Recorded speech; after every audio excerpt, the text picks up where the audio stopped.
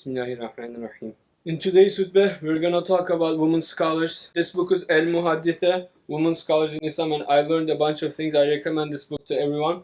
So in today's world, women are not that active in scholarly circles, but it wasn't always like this. This might be surprising for some people, but women's hadith is actually preferred over men's hadith narrations. There's two reasons for this. One reason, the level of isnad.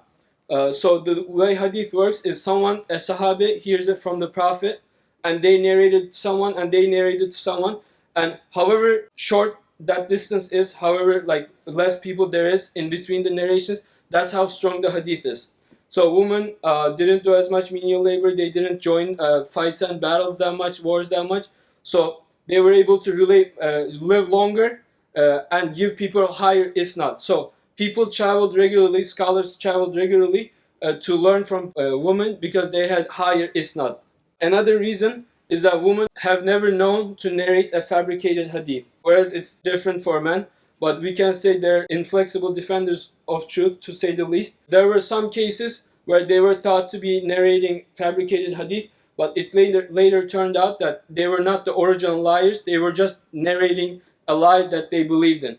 But they've never been to narrate a fabricated hadith. In the early centuries of Islam, women were very active and enjoyed a high status. We're going to look at some examples. During the 4th century after the Hijrah, there were Islamic colleges called Nizamiyas. They were started by the Caliphate. So in these Islamic colleges, it wasn't just guys. There were women teachers and there were male teachers.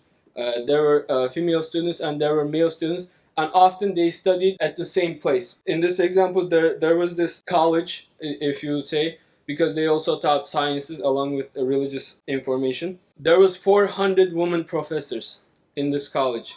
Another example of how women enjoyed high status, in a criminal case in Medina after the Prophet ﷺ's death, the Qadr, the judge of Medina, ordered someone's hand to be cut.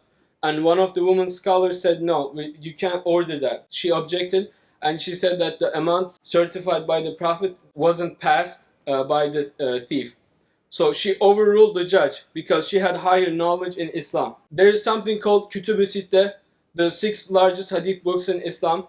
And in these books, there is more than 130 Sahabi who narrated hadith. So in order to narrate a hadith, you have to be someone respectable, you have to be someone trustable. Otherwise, the people who wrote Kutub-i Sitteh wouldn't accept your hadith. There was an instance where Hazrat Umar, who's the 2nd caliph, and Hazrat Ali, who's the 4th caliph, they were discussing an issue and they couldn't come to a conclusion.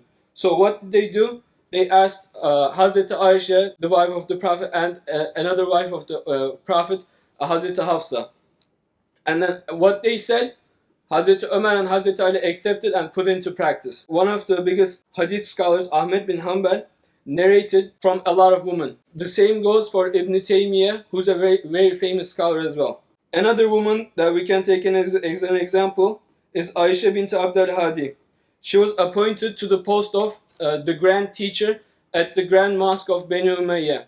Banu Umayyah were the leading the caliphate at the time, and their Grand Mosque is like the largest, most important mosque. And a woman was the head teacher there. Another example, Fatima bint al-Munzir. So Esma bint Abu Bakr was a Sahabi. She taught her granddaughter, Fatima bint al-Munzir, who taught her husband, Urwa bin al-Zubayr, who taught Imam Hanefi and Imam Malik, among others. And those two people were, as we know, Mezheb scholars. So the first chain, the wives of the prophets and the people who lived during the Prophet's time, those are the first women narrators. After them comes another chain. In this chain, there's people like Hafsa bint Shirin and al-Darda. She narrated from Hazrat Aisha and Abu Hurairah. She taught the Khalifa of the time, Malik bin Marwan. Malik bin Marwan would come and sit in her classes while she would be teaching. So think of it like at that time, the power that Malik bin Marwan had is like a president of the time, right? And this woman is teaching and he's listening. He's going to her house.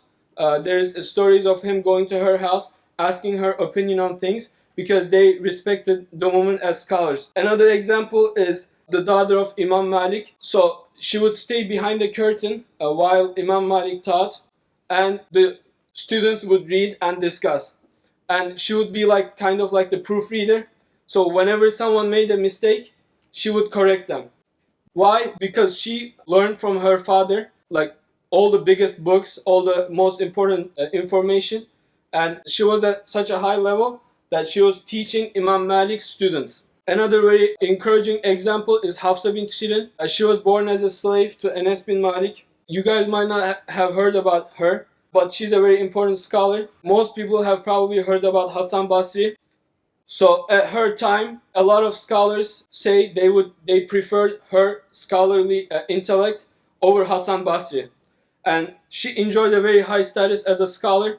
And she was eventually she got her freedom, and she enjoyed a high status in the society. I think that's very encouraging. Another example, there's so many examples I know. Ahmed Zeynep bint Mekri, she taught many famous scholars of her time, including Al-Birzali and Ibn Taymiyyah. Fatima bint Sad al-Hayr studied from Abul Qasim, who was the main narrator of Ahmed bin Hanbal's hadith, right? Ahmed bin Hanbal's work. People traveled all over Middle East to study from her, and they traveled back to their own cities and they taught the information there. So when the Mongol invasion happened and those most important scholarly cities, they were destroyed in the 13th century, because of her, that knowledge was disseminated and it was not lost. It went to Egypt, it went to other places, but it was not lost. Thank you so much. I recommend everyone to read this book, El Muhadditha, Women Scholars in Islam. I learned a lot. Thank you so much for your time, and thank you for listening.